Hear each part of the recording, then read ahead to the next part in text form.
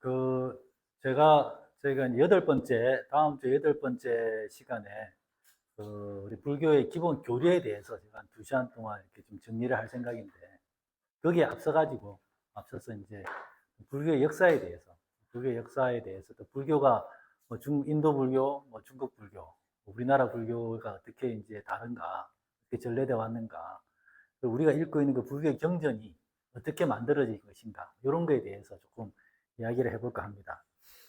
저는 제가 수련을 하고 한 5년 전부터 이렇게 그 사람들을 만나면 좀 친한 사람, 조금 내가 좋아하는 사람, 좋아할 사람들을 만나고 항상 이렇게 제가 꼭 그 두 가지를 이야기합니다. 우리가 이제 40대 후반, 뭐 50대가 돼서 꼭 두 가지는 한번 접해봐야 된다. 두 가지는 우리가 이제 나머지 삶을 제대로 살기 위해서 꼭 그거를 받아들이라는 게 아니고, 한 가지는 기에 대해서 관심을 가져봐라. 내 몸에 있는 그 생명의 에너지, 거기에 대해서 한번 선입견을 가지지 말고 한번 공부해보고 알아보는 시간 가져라라는 말을 하고, 또 한 가지는 이제 불교에 대해서, 부처님의 가르침에 대해서, 종교를 떠나서 부처님의 가르침에 대해서 꼭 한번 배울 수 있는 기회를 가져라, 이런 말을 꼭 합니다. 그래서 이제 어차피 뭐 인연에 따라서 이번 생에 공부를 하고 하는 거지만, 한 번이라도 그런 기와 불교의 가르침에 대해 접해보지 않고 이번 생을 마무리한다는 건 되게 아쉽다 이거죠. 그래서 뭐 꼭 이번 생에 꼭 그런 공부를 하라는 게 아니라 한 번쯤은 접하는 게 필요하다, 이런 생각을 합니다. 그 유럽의 종교학자 이런 이야기를 하더라고요. 어, 자기의 종교만을 아는 사람은 자기의 종교를 가장 모르는 사람이다, 이렇게 이야기를 합니다. 우리가 이제 지금 뭐 불교의 가르침이나 불교에 대한 공부를 하는 게 그 불교 그 자체를 종교로 접근하는 게 아니라, 우리가 가지고 있는 진리의 체계나 가르침이나 내가 믿고 있는 그 종교를 조금 더 풍부하게 만들기 위해서 필요하다, 이런 생각합니다. 저는 뭐 기독교 전통에서 자라가지고 사실은 뭐 절이나 불교에 대해서 상당히 조금 이렇게 어색하고, 이렇게 좀 오히려 좀 배타적인 환경에 자라 지금도 익숙하지는 않습니다. 근데 저는 뭐 지금까지 뭐 절에 가본 적도 없고, 절에는 가봤지만 어떤 뭐 종교로서 어떤 절의 어떤 뭐 신앙의 형태로서 뭐그 불자로서 입문해 본 적도 없고, 뭐 절에 가서 뭐 법당에 들어가서 부처님 상에 절을 해본 적도 한 번도 없습니다. 뭐 앞으로도 뭐 그럴 일은 없을 것 같고, 그래서 그런 어떤 면에서는 저는 뭐 불교 신자는 전혀 아닌데, 하지만 또 한편으로는 제가 어떤 부처님의 가르침을 제가 어떤 수행의 근본으로 삼고 거기에 기반으로 해서 수행을 한다 해나가고 있기 때문에, 어떻게 보면 저는 어떤 면에서 가장 완전한 불교 신자, 불자라고도 할 수도 있는 거거든요. 그래서 이게 종교의 차원이 아니라 가르침의 차원에서 우리가 상당히 완성된 그나마 가르침이 아닐까라는 생각에서 꼭 한번 이렇게 제가 이 모든 걸 전달하기는 너무나 부족하지만, 이런 거에 대한 좀 관심을 가지고 흥미를 유발시킨다는 그런 정도의 수준에서 한번 이렇게 얘기를 해보려고 합니다. 오늘 불교 역사에 대해서 이렇게 한번 이야기를 해볼 건데, 그 전에 지금 현재 불교가 어떻게 되어 있는지를 한번 뭐 다 아시겠지만, 이렇게 이야기하면, 지도를 그리면 이제 이게 인도 반도겠죠, 그죠? 너무 위에 그렸나? 아니, 그리기도 전에 웃으면 어떡해. 그리기도 전에 웃으면 좀 그렇잖아. 여기 밑에 인도면, 그래서 이게 인도 차이나 반도. 너무 크나? 쭉 올라가서 이렇게 중국에 올라가서 이제 이게 우리나라, 이게 일본, 이렇게 이제 대충 뭔지는 알겠죠, 그죠? 대충 이 정도라고 하면, 그, 여기 이제, 여기 섬이 하나, 중요한 섬이 하나 있죠, 이게. 뭐죠, 이게? 그 스리랑카죠, 그죠? 이게 스리랑카. 스리랑카. 모를 수 있으니까 적어놔요, 스리랑카. 그러면 이제, 대충, 인도에는 불교가 지금 현재, 그죠? 현재 이야기하는 거예요, 현재. 인도에는 불교가 없죠, 그죠? 인도에는 불교가 없습니다. 불교가 소멸된 지 한 1200년도쯤에 완전히 소멸돼서 없어요. 인도에 불교는 없고. 인도가 이제 이슬람의 침략을 받아서 불교가 없어졌는데, 그 전에 이미 이제, 천년 전에, 이미 천년 전에 스리랑카에 이제 불교가 전해져 있죠, 그죠? 그 당시에 이제 그 부파 불교라고 하는데, 그 인도에 있는 부파 불교가 정해진 그 부파 중에 하나가 이제 상자부라는 상자부 불교라고. 상자부. 이걸 이제 그 테라와다라고도 하죠. 테라라는 게 장로를 말해 상자. 이거를 이제 뭐 대성에서는 이거는 뭐 소성 불교라고도 하긴 하죠, 그죠? 이 스리랑카의 불교가 이렇게 이제 전해진 게 동남아에 이렇게 전해진 거예요. 상자부 불교가. 이게 미얀마, 그리고 태국, 뭐 이런 나라들, 캄보디아 이런 나라가 이제 이 상자부 불교의 전통을 가지고 있는 거고. 인도에서 이제 이런 부파 불교 시대가 계속 진행되면서 나왔던 운동이 이제 대승불교잖아요, 그죠? 대승불교가 주로 이제 북방으로 해가지고 이렇게 중국에 전해지는 동아시아에는 주로 이제 대승불교가 전해지고 이 대승불교에서 나온 게 이제 중국 불교죠. 그죠? 중국에 우리가 이제 이야기하는 섬종, 선불교. 일본에서는 이걸 젠이라고 하죠. 일본 말로는 젠이라고 하는데 이 대승불교가 있고 인도에서 대승불교와 이제 부파불교가 공존하면서 있다가 이게 이제 힌두교가 출현하고 하면서 이게 되게 그 나온 이제 그 불교가 밀교죠, 밀교. 그 다음 나온 불교가 밀교예요. 그래서 이게 중국이나 이런 데 비해서 티벳은 좀 늦게 불교가 전파됐어요. 700년 정도 돼요.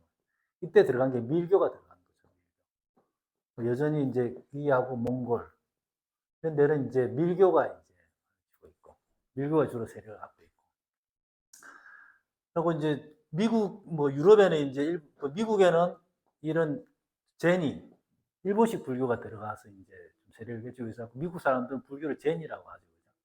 불교의 그 제니고 유럽에는 이제 인도 이런 상자부 불교의 경전들 이런 것들이 많이 번역돼 가지고 이제 유럽에는 이제 이런 티벳 불교가 많이 전파되어 있는데 지금 현재는 어쨌든 구축하게는 이런 상자부 불교 그리고 동아시아의 이제 대승불교와 중국불교 그리고 이제 티벳 불교 이렇게가 지금 있다고 봅니다.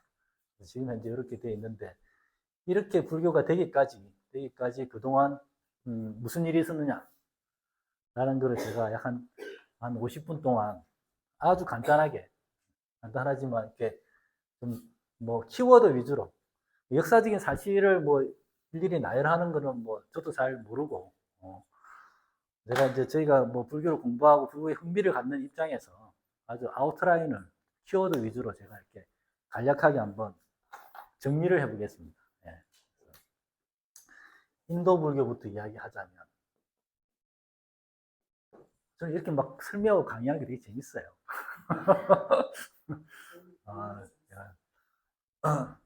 인도 불교를 이야기할 때 처음 이야기하는 거는 이제 아리안족 이야기를 해야 돼요. 불교를 만든 부처 스카모니 아리안족이죠. 아시아인이 아니라 지금 유럽 사람이다. 유럽 사람. 아리안족이 이제 한 3,000년 전부터 이제 카스피아 위쪽에 있다가 남하를 하기 시작했죠. 기상 이변에 따라서. 남한 그 민족이 일부는 서쪽으로 가서 지금 유럽 사람이 됐고, 그리스, 로마에 점령하고 거기에 문화를 배우다가 서쪽으로 간 사람들이 유럽 사람이 됐고, 조금 더 내려온 사람들이 이제 페르시아를 이제 거기에 있는 문명, 뭐 거기에 있던 뭐 유브라데스, 티그리스강 이런 데 문명을 정복해가지고 만든 게 페르시아 문명이 됐죠, 그죠? 그래서 그것도 지금 이란이라고 하잖아요, 그죠? 이란이 아리안이란 말이거든요. 그래서 아리안의 땅이다 해서 이란인데, 페르시아에서 있다가 이제 거기서 이제 또 이제 밀려난 사람들이 계속 이제 또 동쪽으로 오게 되죠, 그죠? 오게 돼가지고 이 양반들이 한 1500년 전에, BC 1500년 전에 이제 정착, 근데 인더스강, 드라비다족이 있던 인더스 문명을 그 사람들이 정복을 하고 다시 그림을 그리면 여기가 인도 만들면 여기가 인더스 강이죠. 인더스 강에 정착을 하고 이게 한 1500년 BC 1500년 정도 되죠. 그죠? 정착을 하고 이제 그 문명을 이제 만들기 시작한 거죠. 아리안족이.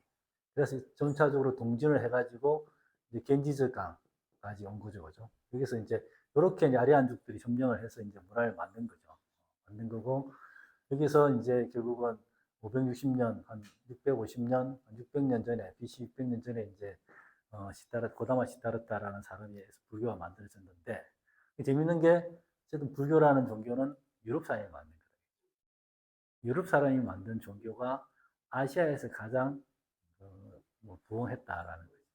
그리고 기독교는 셈족이잖아, 셈족.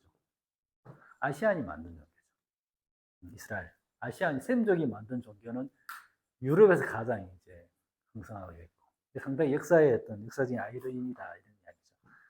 불교는 유럽인의 종교다. 유럽 사람이 만든 종교다.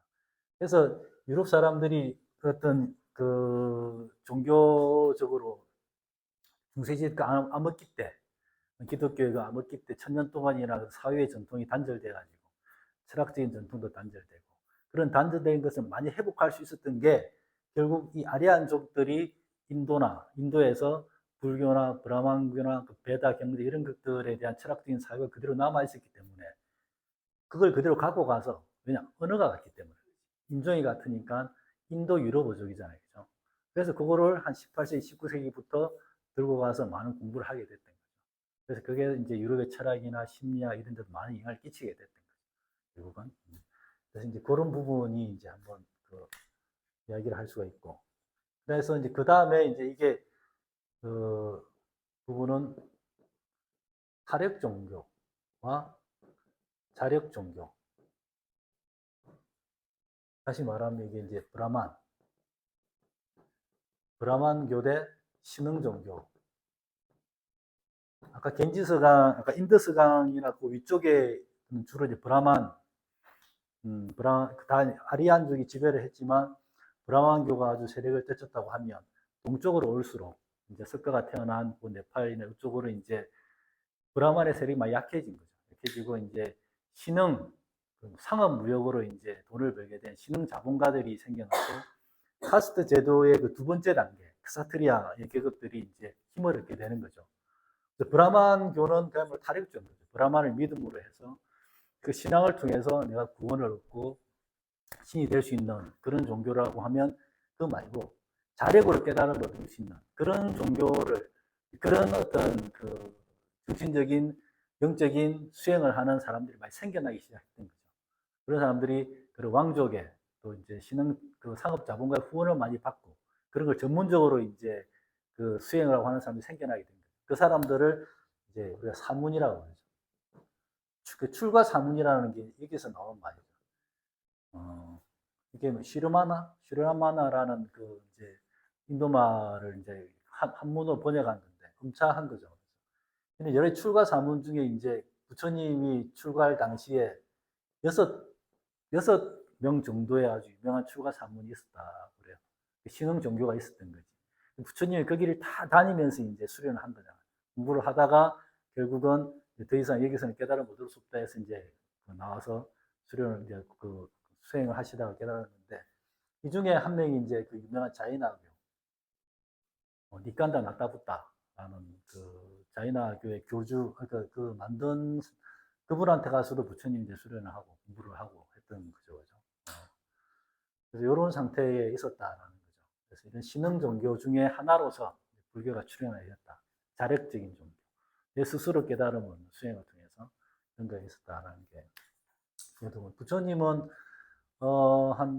BC 한 560년경, 이때 정확한 건 모르지만 이때쯤 출가를 하셔가지고 29세에 출가를 하셔가지고 35세에 이제 깨달음을 얻었으니까 한 6년 정도 수행을 하신 거죠.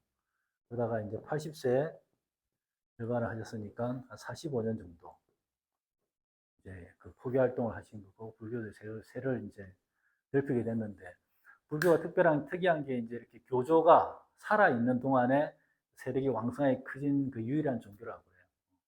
그게 가능했던 게 이제 부처님 자신도 이제 그 카빌라 왕국의 왕자였고, 조그만 나라의 왕자였는데, 이게 이제 그 당시에 그 인도 북부 쪽을 동북부를 지배했던 마가다, 코살라, 이런 이제 불교 경전 보면 항상 나오는 나라들이에요.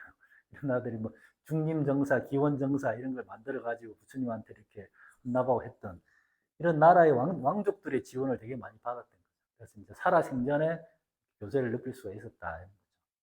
그래서 이제 뭐 부처님이 어떻게 깨달았고 어떻게 그 깨달음의 내용이 뭔지는 다음 시간에 이제 간략하게 설명할 거지만 그 깨달았고 나서 이제 이렇게 입적을 하시고 난 뒤에 그다음에 이제가 이제 한 초기 불교 시대가 이어집니다. 초기 불교. 초기 불교라고 하면 이제 이게 부처님이 입적 한 100년 정도. 그러니까 부처님의로 직접 제자하고 그 직접 제자로부터 가르침을 받은 손자 제자까지. 손자 제자까지 정도가 이제 있을 때가 이제 초기 불교였고 이때는 당연히 단일 교단이었다. 하나의 교단이었다. 하나의 교단. 근데 100년쯤 지나니까 어때요? 부처님부터 직접 가르침을 받은 사람으로부터 가르침을 받은 사람까지도 죽잖아. 죽으니까 이제 뭐 물어볼 데가 없는 거죠. 물어볼 데가 없으니까 이제 그 여러 가지 특히 이제 계율에 대해서 이제 여러 가지 다툼이 많이 생기기 시작하는 거죠. 그래서 교단이 분열되기 시작하는 거예요. 교단이 분열되는 게 이제 대충 한 100년 지나고 났으니까 한 5세기 교단이 분열이 되죠.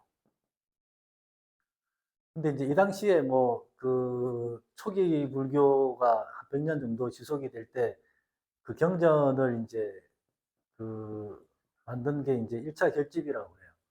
부처님 입장하고 난데 500명의 이제 제자들이 모여가지고 그 당시에는 이제 그 문자는 있었지만은 그 문자로 부처님의 말씀을 문자한다는 게 이제 좀 불경스럽다 해서 암송을 하죠, 암송을.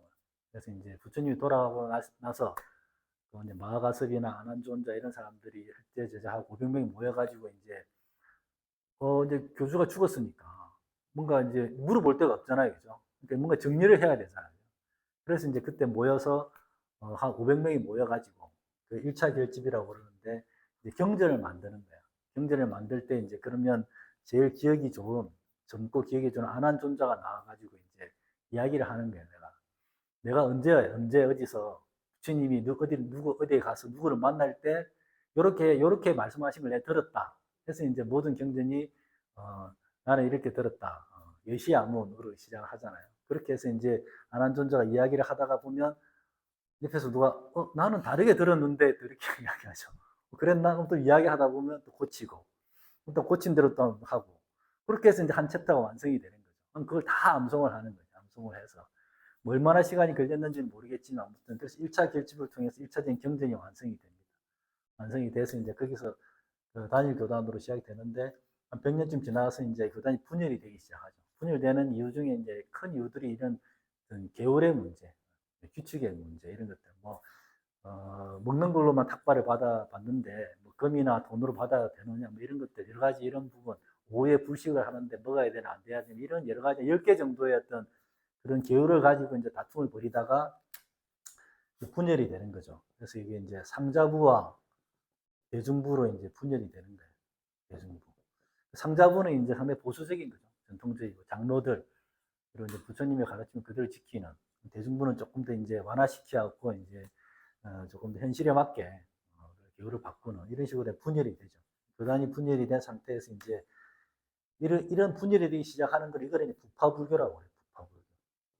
그래서 그 나중에는 어떤 계율뿐만 아니라 부처님의 가르침에 대해서도 여러 가지 해석을 하게 돼요.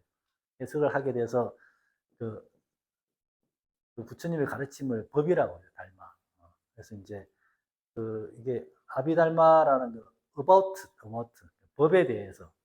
법에 여러 가지 이제 분석을 하고 가르침을 정리하고 하는 그런 불교에서 아비달마 불교라고도 이야기해요. 그리고 나중에 대성불교는 이 사람들은 이제 소승이라고 부르기도 했지만 어쨌든 이런 상태에서 분열이 되기 시작해가지고 나중에 이제 계속해서 분열이 일어나죠.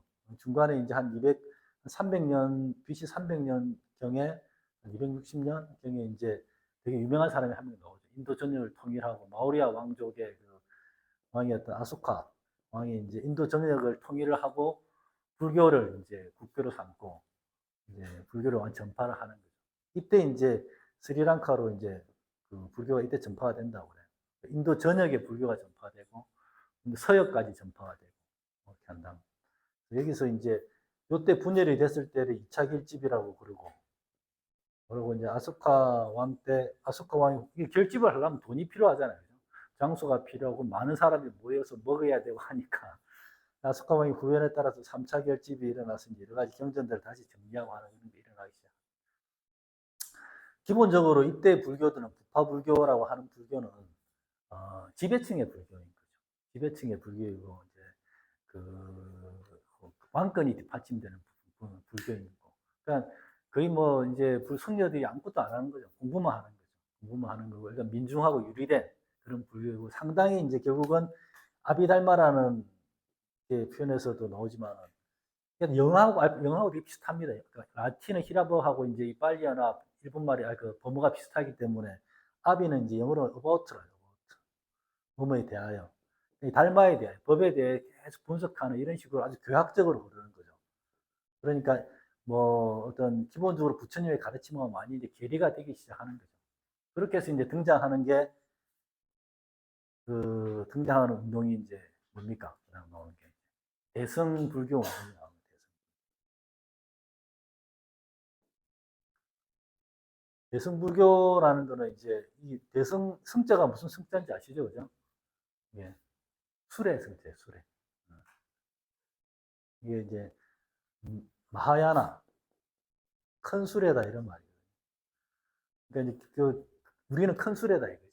우리의 가르침을 가지고 모든 사람들이 한꺼번에 하고 깨달음을 이룰 수 있는 그런 우리는 불교인 반해서 기존의 부파 불교는 소승이다. 조그만 수레다. 이 혼자서만 경전 공부해가지고 깨달음을 얻는. 그래서 이제 한가지 비하하는 그런 표현이죠. 그래서 이제 소승이란 말은 그렇게 바람직하지 않지만 어쨌든 대승불교가 나오는데 대승불교가 나오게 된 가장 큰 원인을 제공한 게 뭐냐면은 경전의 문자, 경전을 이제 글자로 쓰기 시작한 거예요. 그전에 안 하다가. 그래서 이제 폐업이라는 이게 종려나무 잎에다가 이렇게 이제 쓰기 시작하는 거예요. 경전이 문자에 된다는 건 아주 특별한 의미가 있는 거예요. 그전에는 성자들이 계속 암송을 했잖아요. 지금도 동남아 가면 조그만 성자들이 출가해가지고 계속 경전 외우잖아요. 그죠? 그러니까 경전의 내용을 성녀만 알 수 있는 거예요. 어릴 때부터 계속 훈련받고 수행하고 외우고 했던 성녀들만 경전의 내용을 독점할 수 있었는데, 그걸 문자 대목으로 해가지고 글자를 아는 일반 지식인들이 이제 불교의 경전을 알게 된 거예요. 알게 되고 이제 그 과정에서 이제 그 제가불자들이 생기기 시작한 거죠. 제가불자들이 생기기 시작해서 이제 이런 쉬운 불교에 대해서 그런 어떤 열망들을 가지고 나온 운동인데 하나의 운동이죠, 운동. 대승불교 운동이라고 볼 수 있는데 이런 운동들의 결정으로 이제 대선 경전들이 만들어집니다. 대선 경전들. 대선 경전들이 만들어지는 게 이제 나중에 경전에 대한 이야기를 하겠지만 이제 우리가 이제 많이 아는 반야경, 반야부 경전, 화엄경, 법화경, 유마경 이런 것들이 이제 이때 시기가 이제 기원 전후 정도 됩니다. 기원 전후 정도 되는데 여기서 이제 이런 대선경제들이 말하는데 공통적인 키워드가 뭐냐? 대선경제에서 말하는 그 키워드가 바로 보살인 거죠. 보살. 보살이라는 말은 무슨 말이에요? 원래는 부처님을 지칭하는 그 고유명사였어요. 보리살타. 그러니까 보리, 깨달음을 얻는 사람과 살타는 중생을 말하는 거예요. 보리살타를 줄여서 보살이라고 이제 하는데 이게 어디 나오냐면 이제 그 니까야 경전 중에 자타카라는 부처님의 전생을 다룬 경전이 있어요. 본생담이라고. 부처님의 전생을 다뤄서 부처님이 계속 수천 번 태어났을 때 부처님이 뭐 무슨 뭐 어떤 무슨 왕자였을 때 또 뭐 무슨 뭐 동물이었을 때도 있고 수행자였을 때도 있고 이런 부처님의 전생을 쫙 나오는 경전들이 있는데 거기에는 부처님이 항상 다른 인물로 등장하니까 그때마다 이렇게 그 인물을 특정할 수 없으니까 다 보살이라고 이제 부처님을 이렇게 명하는데 부처님도 지금은 부처님이지만 한때는 보살이었잖아요. 보살이었다가 부처가 된 거니까. 그러니까 우리도 제가 부자들도 우리도 수행을 통해서 다 보살이 그 부처가 될 수 있다. 이런 의미에서 이제 그 보살행을 되게 강조를 하면서 보살이 부처가 될 수 있는 뭐 그런 어떤 이제 그 가르침을 펼치는 면적 경전을 많이 만들어냈던 거죠. 그래서 이제 여기서 우리가 이제 나오는 대승불교에서 이때 나왔던 것들의 이제 흐름들을 보면 상식적으로 이제 우리가 뭐 중간학파 이런 말 들어봤죠. 그죠? 중론이라는 책을 쓴 이때 이제 대승불교에 아주 이렇게 슈퍼스타가 한 명 등장합니다. 용수보살이라고. 나가라 주나라는 용수보살이 한 200년 정도의 AD 200년도 정도에 등장하는데 용수보살이 이제 그동안의 어떤 뭐 이런 그 부파불교의 이론을 완전히 까부수는 공사상을 들고 나와서 중론이라는 책을 쓰고 중간학파를 만들게 됩니다. 용수라는 이름은 이제 용을 말하는 거죠. 이런 화엄경이나 반야경 이런 것들은 이제 한 AD 기원 전후에 만들어진 거죠. 편집된 거죠. 그리고 특정한 한 사람이 만들었다고 보기는 그렇고 이제 그런 대승운동을 하는 사람들이 모여서 집단적으로 창작한 게 아닌가 해요.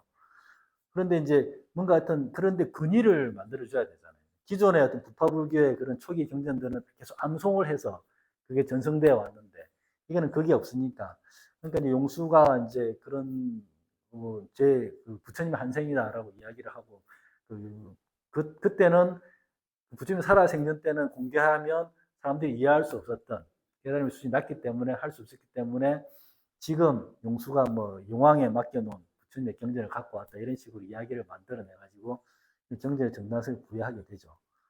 그 다음에 이제 이게 공사상을 이야기하니까 모든 게 다 공하다라는 게 다 허무한 거죠. 허무한 거고. 여기에 대한 반작용으로 이제 나온 게 그 무착 세친이라는 형제인데 이 양반들이 이제 그 만드는 학파가 유식학파. 유식무경 이런 말 뭐 들어보셨을지 모르는데 유식무경. 그러니까 모든 게 공허한 게 아니고 작용으로 존재한단 말이에요. 현실은 실체가 없고 고정된 실체는 없지만 그 작용으로 존재한다. 그 작용이 뭐냐? 마음이다. 마음이 존재. 마음으로 모든 게 존재한다. 유식이라는 게 오로지 마음이 있고 그 경계가 없다라는 이런 뜻인데 여기에서 나오는 게 이제 그 7식과 8식, 말라식, 아레아식 이렇게 해서 이제 우리의 어떤 무의식과 그 심층에 있는 의식을 그 유식 학파들은 요가를 한 사람들이에요. 요가 수행자들이었거든요. 그래서 우리가 이런 요가 수행이라는 게 이런 기술련, 우리가 하는 게 단학 수련이죠. 기술련을 통해서 자기의 심층의 의식에 들어가 보니까 7번째 의식과 8번째 의식이 있더라. 그런 걸 통해서 그 마음의 어떤 그 구성, 그 마음의 구성에 대해서 이제 심층적으로 분석을 하고 이런 유식학을 만들었는데 요거를 이제 가서 가장 잘 써놓은 사람이 있어요. 유럽에서. 유식 이걸 공부해서 들고 와서 잘 써먹은 사람이 칼융이에요. 칼융. 유식학에서 힌트를 많이 얻어가지고 칼융이 이야기하는 집단적 무의식 이런 것들을 이제 이런 데서 힌트를 얻었다고 그래요. 그런데 그 다음에 이제 나오는 게 열애장 사상이라고 있어요. 열애 부처가 내 안에 내 안에 있다 이런 이야기죠. 대승불교의 가장 어떤 핵심적인 사상이죠. 내가 부처다. 부처가 나다. 내 안에 있다. 이런 식으로 이제 중간학파, 유식학파, 열애장 사상으로 이렇게 대승불교가 이렇게 발전이 되는 것들이죠. 그래서 뭐 어떻게 보면 복잡한데 우리가 이제 알 거는 이런 이 부파불교에 대해서 어떤 종교개혁의 그런 의미로 부파불교의 그 어떤 우리가 유럽에서도 구교에 대해서 반발과 구교의 어떤 타락과 세속화된 것을 교조화된 것을 이제 그다음 반작용으로 이제 종교개혁이 일어났듯이 부파불교에 대한 반작용으로 초기 불교로 돌아가고 초기 불교의 가르침을 복원하는 그런 의미에서 대승불교 운동이 일어나서 이렇게 대승불교가 왕성하게 됐다 이런 이야기입니다. 그래서 이제 대승불교가 그래서 어떤 사람들은 부파불교를 이제 소승불교라고 하면서 부파불교가 없어지고 그다음 대승불교가 인도를 뭐 지배한 것처럼 오해하는 사람도 있는데 그렇지는 않습니다. 여전히 인도에서는 부파불교가 한 20개 정도의 부파가 있는데 그 부파불교가 인도에서는 불교에서는 가장 여전히 메이저한 흐름이었고 저런 대승불교는 거기에 비해서는 조금 세력이 약한 그런 세력이 약했기 때문에 나는 대승이고 너네는 소승이다 이런 식으로 이야기하잖아요. 강자는 약자한테 아무 말 안 하는 거죠. 이제 약자는 강자한테 계속 덤비 들듯이 그러니까 소승이란 말을 계속 하는 거죠.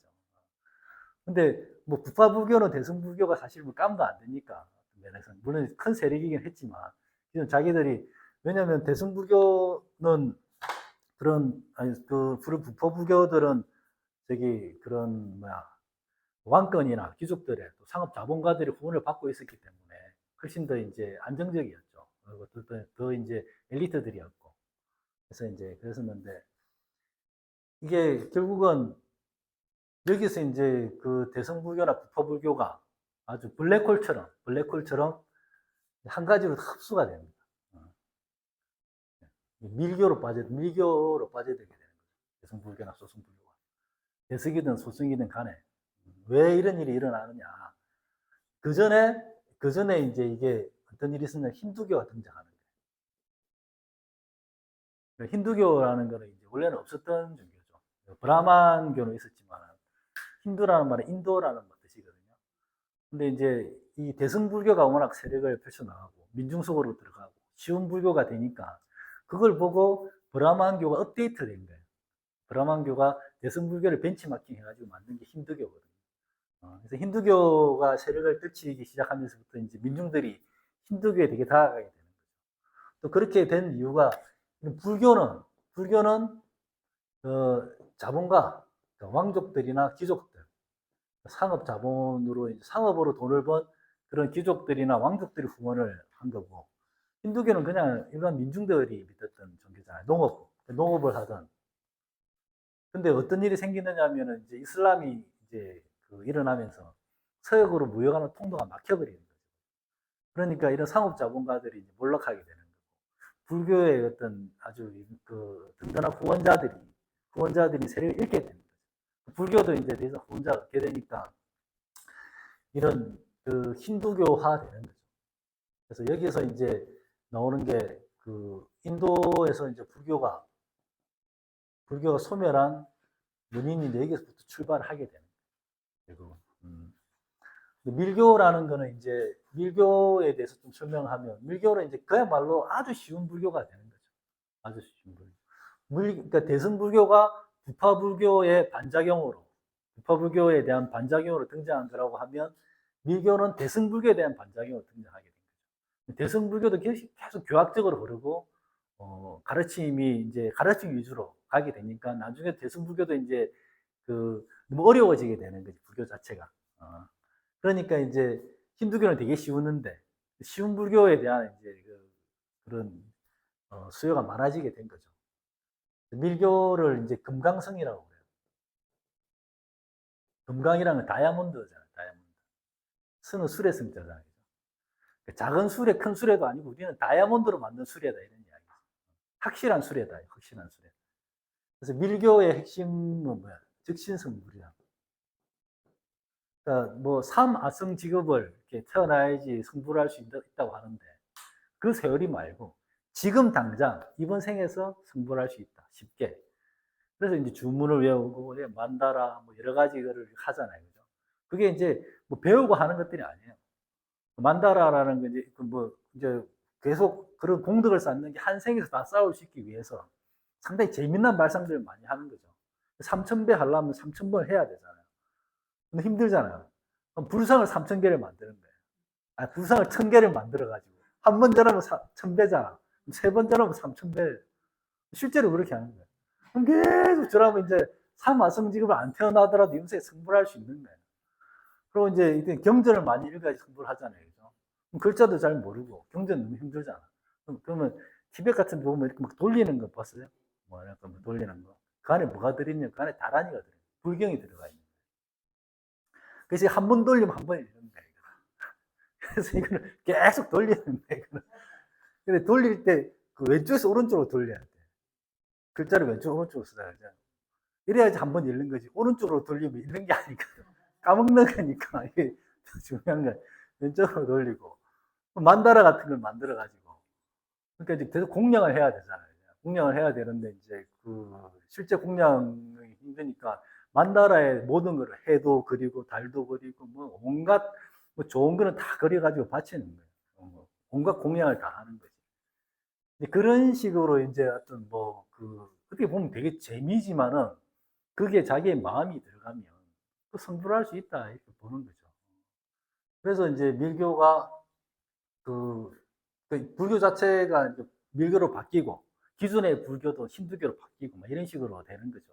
그래서 이제 서서히 불교가 세력을 잃어가게 되는 거죠. 밀교가 반대된 밀교는 이제 이렇게 주로 이제 주문 재언인데 반대되는 게 이제 현교라고 하죠, 그죠? 드러날 현자, 경전으로 이렇게 쓴다는 걸 현교라고 하고. 그래서 인도에서 불교가 소멸하게 되는 원인이 두 가지인 거죠. 한 가지는 이제 불교가 힌두교화되는 거. 불교가 힌두교화 되면서 밀교화 되면서 밀교하고 불교가 구분이 잘 안 가는 거죠. 그 밀교하고 힌두교가 구분이 잘 안 가게 되는 거죠. 그러니까 이제 대승불교와 밀교 온갖 부처들이 나오잖아요. 온갖 부처, 비로자나부를 위시해서 온갖 부처들이 나오고 힌두교 온갖 신들이 나오는 것처럼. 그리고 이제 이슬람의 이제 침략을 받는 거죠. 이슬람의 침략을 받아가지고 이제 공식적으로는 1203년인가 그 이슬람 사원들이 다 불태워버려요. 특히 이제 힌두교는 살아남게 되죠. 왜냐하면 그 이슬람이 들어왔는데 다 똑같은 옷을 입거든요. 승려들이 똑같은 옷을 입고 있으니까 이게 군인인 줄 아는 거예요. 승려들 보이는 승려마다 다 죽이는 거죠. 군인인 줄 알고. 근데 힌두교 승려들은 이제 일반 뭐 민중에 같이 있으니까 표가 잘 안 나니까 힌두교는 살아남았다고. 그래서 인도 불교가 이 정도로 해서 이제 소멸되었다라는 것으로 하고, 뭐 시간 관계상 중국 불교까지 이야기하고, 나머지는 다음 시간에 또 하도록 하겠습니다. 중국 불교는 뭐 이게 그 시기적으로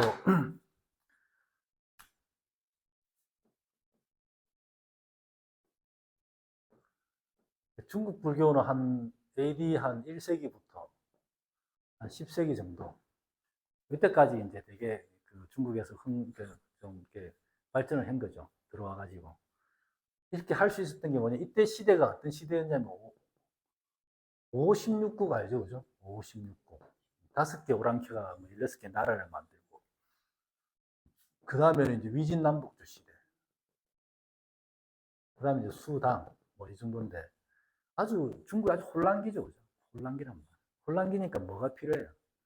계속 나라를 만들어야 돼요. 나라를 계속 만들어야 되는데, 그럼 나라를 만들 때 뭔가 비전을 제시해 줘야 돼요. 기존의 유교 도교로는 뭔가 이렇게 선명하지 않은 거지. 새로운 걸 가지고 이렇게 해줘야 된다. 그러니까 이제 이 처음부터 이게 온갖 불교가 상당히 이제 이런 통치자들의 필요에 해가지고 불교가 많이 수용이 되게 됐어요. 되는데 그 히말라야 산맥이 있단 말이에요. 히말라야 산맥. 그 인도하고 중국을 가로막고 있는 게 히말라야 산맥이에요. 그러니까 인도에서 중국 불교를 막 갖고 오시도 못 갖고 오는 거예요. 불교가 궁금해 죽겠는데 못 갖고 온단 말이에요. 그럼 어떻게 갖고 오느냐 결국은 서역 불교가 이제 중국에 들어오는 거예요. 중앙아시아 이쪽에 있는 불교가 어떻게 들어오나요? 실크로드를 타고 들어오는 거죠. 실크로드를 타고 이제 그럼 서역에서 불교가 들어온다는 거는 경전이나 이런 것들이 다 그쪽에서 이제 그쪽으로 번역된 그러니까 이중으로 번역된 것도 들어오고 막 이렇게 잘 이게 뭐 참 혼란스러운 거죠. 들어오는 그 자체가 그렇게 이제 불교가 들어오는데 직접 들어오지 못했다는 거죠. 그래서 중국 불교의 특징을 보통 한 두 가지 정도를 이렇게 이야기하면 초기에 그런 특징을 격의불교라고 합니다. 격의불교. 그리고 이제 교상판석이라고 그러는데 가르치며 모양, 판단하고 이제 해석한다 이런 거. 격의불교라는 거는 주로 이제 도교식으로 불교를 분석하는 거예요. 그러니까 중국 사람들이 볼 때는 불교를 이해할 수가 없는 거예요. 중국 사람들은. 그러니까 이제 중국에서 그동안 사상적인 흐름에서 유교와 도교하고 비슷하다 이거지. 도교의 틀에 맞춰서 불교를 이제 해석하고 이제 판단하고 했던 것들 격의불교라고. 그래서 이제 불교의 공사상 이런 것들을 무라고 도교의 무하고 이렇게 비슷한 걸 매칭을 시키고 그런 식으로 번역을 하고 그래서 이제 번역도 아주 중구난방으로 막 되는 거죠. 그런 상태. 그리고 이제 교상판석이라는 거는 이게 인도에서의 불교는 역사적인 흐름에 따라서 쭉 초기 불교, 부파불교, 대승불교 쭉 내려오는 그 맥락과 전통이 있잖아요. 근데 중국에서는 이거를 한꺼번에 갖고 와서 보다 보니까 맥락과 전통이 없잖아. 이게 안 그래도 어려운데 이해가 다 안 되는 거예요. 한꺼번에 이거를 보다니까. 그러니까 이제 그 가르침의 내용을 갖고 분석하고 하는 이런 식의 어떤 교학적인 그 전통과 연구가 매달릴 수밖에 없었던 거지. 가르침 내용보다 사실은. 그래서 이제 이런 부분이 있었다라는 거. 근데 그러면서 이제 한 뭐 5세기 정도에 이제 되게 유명한 사람이 있죠. 그죠? 이 사람이 이제 중국 불교의 이제 거의 그, 그 만든 사람이라고 할 수도 있는데, 그 사람이 구마라집. 쿠차 왕국. 앞에 글자는 이제 앞에잖아. 그 나라 어디서 왔는지를 뜻하는 쿠차 왕국 사람인데, 이 구마라집이면 이제 이게 거의 가장 최초의 역경성이라고 그러죠. 경전을 번역한 사람이. 쿠차 왕국의 아주 천재. 해외까지 이름 났던 천재인데, 이 당시 이제 위진남북조 시대에 전진의 왕이 이제 안 되겠다. 너무 어렵다 불교를. 직수입을 좀 해야 되겠다. 됐고 누가 제일 똑똑하냐. 그래가지고 이제 여강이라는 장군을 보냅니다. 구차왕국에 데리고 나. 쉽게 안 오니까 가서 이제 나라를 멸망시키죠. 나라를 멸망시키고 이제 그걸 잡아가지고 구마라집을 데리고 이제 오는 도중에 전진이 멸망합니다. 멸망을 해서 이제 갈 데가 없으니까 자기가 나라를 만들죠. 구량이라는 나라를 만들어서 자기가 왕도를 하면서 구마라집을 억류를 시키는. 구마라집은 그 당시에 이제 그 당시에 인도가 가장 이제 가장 학문적으로나 종교적으로 가장 상위에 있는 나라라서 그 나라의 슈퍼스타인 거니까 그 구마라집을 억류하고 있다는 그 자체가 상당히 가치가 있는 거였으니까 그한 18년 정도를 이제 데리고 있습니다.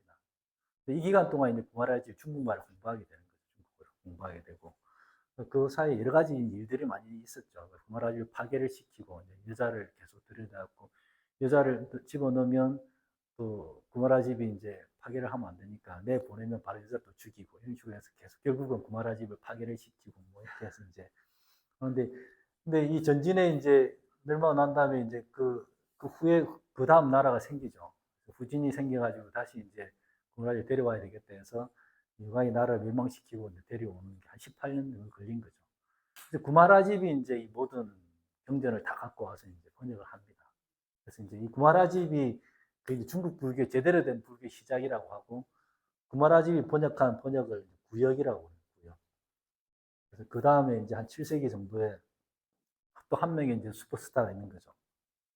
현장이라는 슈퍼스타가 있는 거죠.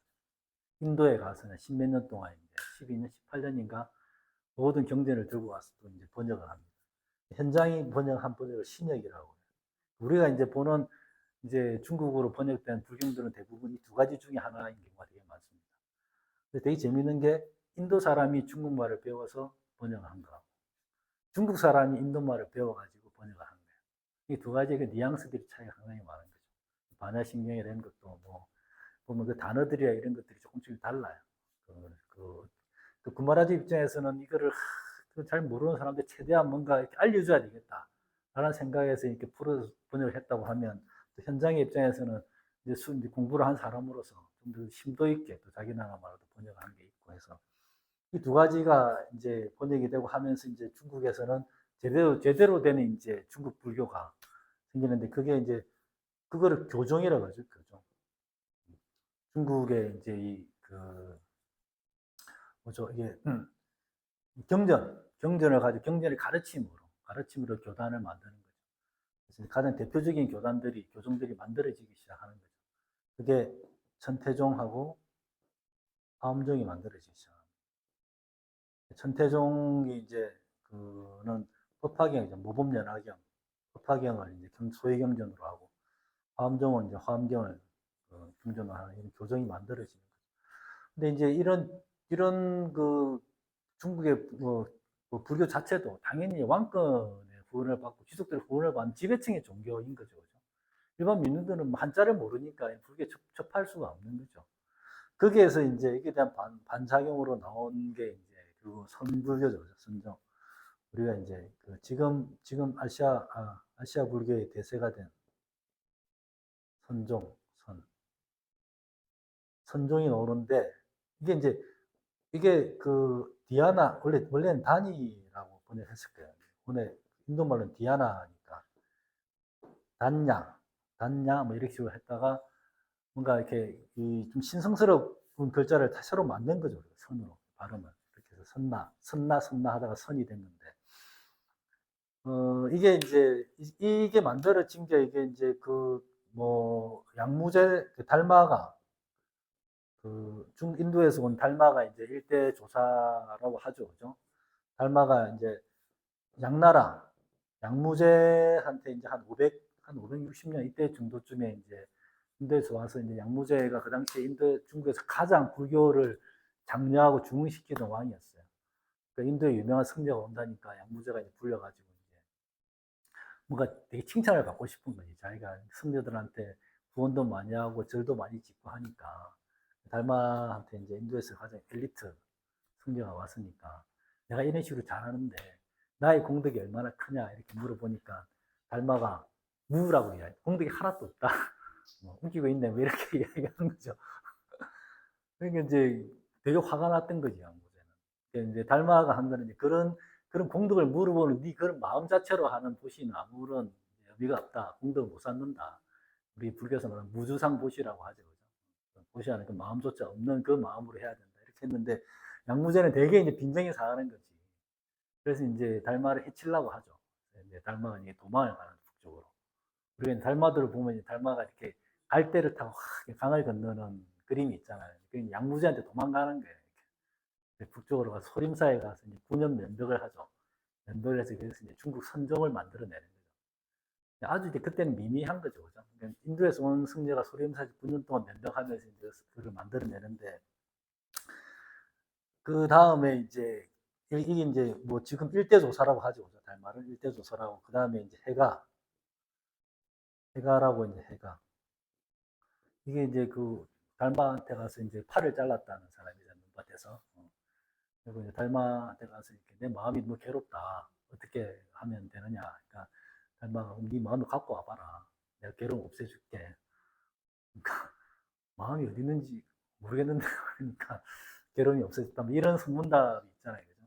이대조사 해가고 그 다음에 3대가 승찬, 도신 이렇게 해서 이제 홍인까지 오는데 그때만 해도 이제 아주 그냥 미미한 거지.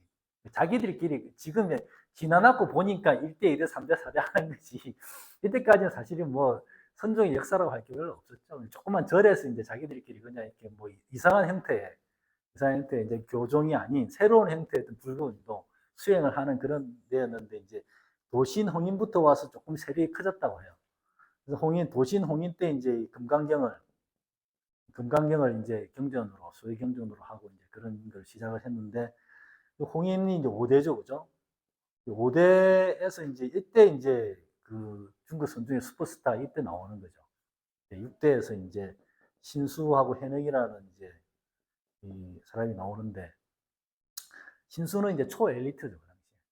아주 뭐 지금으로 지금 소급대 나와서 그냥 뭐 무시 삼가를 하고 하는 초엘리트였다면, 해능은 진짜 글자도 모르는 무지령병이 남쪽에서 이제 어느 날 성녀가 응무소주 이생기심이라는 금강경을 배우는 걸 보고 이제 이게 무슨 말이냐 해서 이제 가서 공부를 하게 되는 거죠.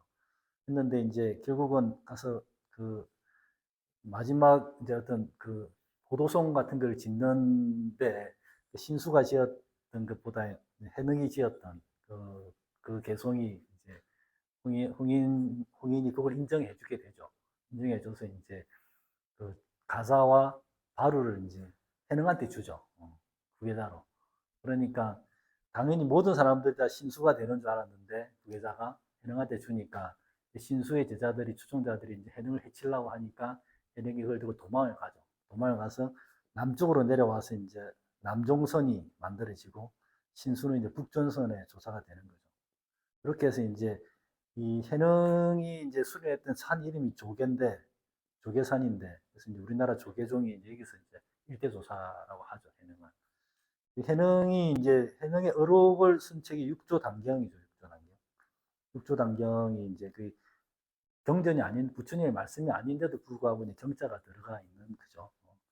그래서 이런 게 중국 선종이 사실은 새로운 불교라고 할 수가 있는 거죠. 인도 불교나 기존의 대승 불교하고 완전히 차별화된 새로운 불교라고 할 수 있는 거죠. 그래서 이제 이들이 이 불교의 정당성을 이제 이야기하기 위해서 이제 나온 말들이 많은 거죠. 달마가 부처님의 28대 조사다, 뭐 이런 이야기부터, 달마가 부처님은 직계 조사다, 직계다. 그 중국 순종의 정통성을 이야기하는 거죠. 그래서 이제 우리가 염화미소 이런 말 들어봤죠. 염화미소. 부처님이 이제 연꽃을 들어서 이렇게 했을 때 마하가섭이 그 뜻을 알고 미소를 지었다. 그러니까 말을 안 해도 알 수 있다. 여기서 나온 말이 이신전심이라는 말이죠. 마음에서 마음으로 이어지는, 그러니까 교종같이 경전으로 이어지는 가르침이 아니고 마음에서 마음으로 이어지는 가르침이 있단 말이야. 우리는 그 가르침을 갖고 지금 이들이 하고 있는 거다, 이런 거지. 그게 정통성을 이겨가는 거예요. 교회별전이라고 그러죠. 가르침 외에, 교정의 가르침 외에 별도로 전해진 게 있는데 그게 지금 우리가 받아서 하고 있는 거다. 그런 이제 정당성을 이렇게 하기 위해서 이렇게 선종이 만들어지는데, 이 교종과 선종이 이제 중국 불교의 이제 양축이 되어 가고 있죠. 이때부터 해서 이제 한 10세기까지는 교종과 선종, 근데 교종이 이제 선종은 사실은 뭐 교종에 비해서는 세력이 상당히 미약한 상태이죠. 미약한 상태에 있었는데 이제 어떤 일이 일어나느냐? 어떤 일이 일어나냐 하면 이제 이 당나라 말기에 이제 당말에 문종인가? 가까이 모르는 문종인가 하는 왕이 이제 그 불교를 억압하 그거를 그 사건이 있는 거죠. 그 폐불 사건이 있어요.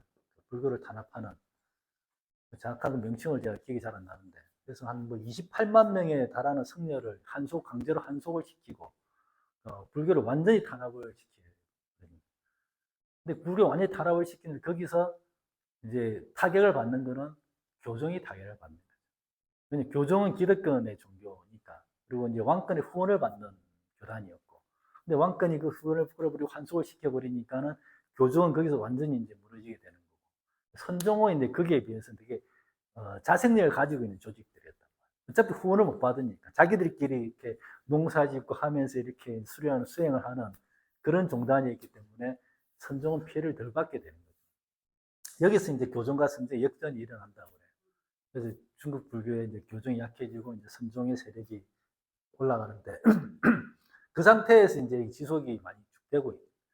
그러니까 그 이후로는 이제 중국 불교가 송나라 때는 이제 뭐 성리학이 이제 해결되니까 불교가 힘을 못 쓰고, 원나라 때는 이제 몽골이 침략을 하니까 티베트 불교가 또 세력을 떨치니까 불교가 그렇게 왕성해지지는 못하고, 명나라 때는 양명학이라는 게 또 있었죠. 양명학이 이제 주도하는 그런 사회였고, 청나라도 또, 그러니까 이제 그 이후로는 중국 불교가 크게 부흥하지 못하고 이제 그 상태에서 명맥을 계속 이어왔다고 합니다. 그래서 지금 현재 이제 이런 그 선종이 불교의 그 중국 불교의 좀 대세로 자리 잡고 있다, 이런 이야기를 하면서 오늘 여기까지 하겠습니다.